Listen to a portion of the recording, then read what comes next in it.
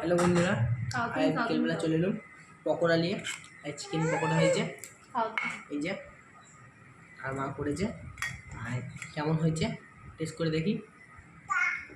Guys দেখো, যে বৃষ্টি পড়ছে বাইরে ঝমঝম করে। এই যে দেখো চিকেন পকোড়া বানিয়েছি, অনেক দিন ধরে খাওয়া খাওয়া করছে, করাই হয়নি, সময়ই পাইনি, ছেড়েলে কিছু সময়ই পাইনি। তাই আমার হালত দেখতে পাচ্ছ অবস্থাটা, যারা বাড়িতে ছেলে আছে তারাই বুঝে। দেখো কেমন হয়েছে, দেখো এই সামনে থেকে দেখাচ্ছি, খুব মজমজা হয়েছে আর নরমও হয়েছে। কে কী খাবে চলে আসছো, চলো একটা খাই দেখি।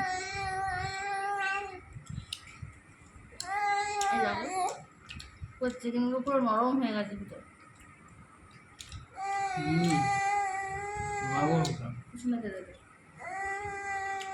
কিন্তু ছেড়ে সব ফেল দেয়।